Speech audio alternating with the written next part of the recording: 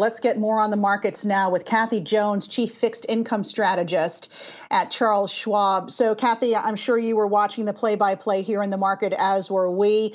The market took a turn for the worse on this Bloomberg report that President Biden next week is going to propose raising the capital gains tax on those making $1 million or more a year to a whopping 43.4%. We saw the response in the market was swift to the downside.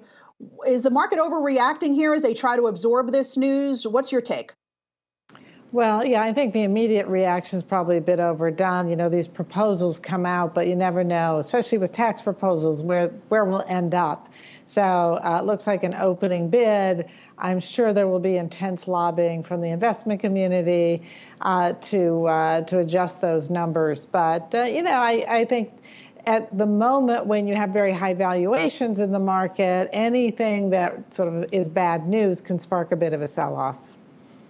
So to that point then, because we've heard some folks talk about potential corrections up ahead, could this be that catalyst that the market needs to the downside for a potential correction? Well, I don't know if it'll materialize into a full correction until we get the numbers and then the likelihood of whether it actually passes. But it certainly could stimulate a bit of a sell-off here.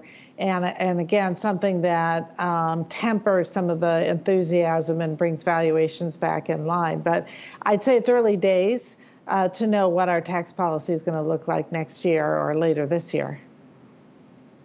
As the chief strategist there for fixed income at Charles Schwab, curious what you're seeing right now in terms of investor appetite for the bond market. Where are you seeing the most activity at the moment?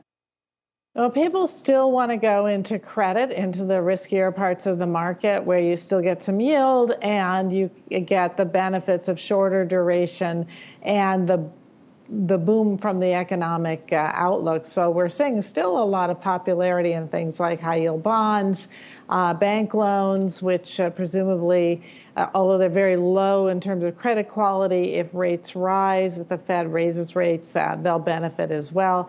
And they're staying away from longer duration bonds because of the risk of higher yields down the road. I wanted to dive into that a little bit. What were you expecting, or what are you expecting, both in the short term but also longer term view, at least when it comes to inflation and interest rates? We've heard so far that some of the moves that we've seen lately are expected to be transitory, but there are concerns in the longer term. Yeah, I think that inflation does have the potential to move up in sort of a short, intermediate, and long-term window. So in the short term, we have these base effects, which are giving us a lift, and we all knew that, and the market adjusted for that quite some time ago, and now we're pausing as some of those numbers come through.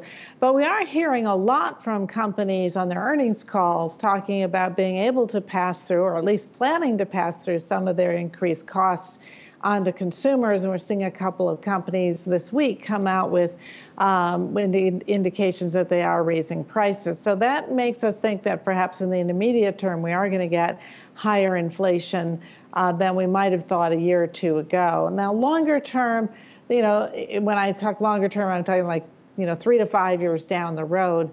There's still a lot of developments that we have to keep an eye on. But I would say the risk is still to the upside in inflation, and that's why we think yields can continue to move higher. All right, we're going to leave it there. Kathy Jones of Charles Schwab, thanks as always.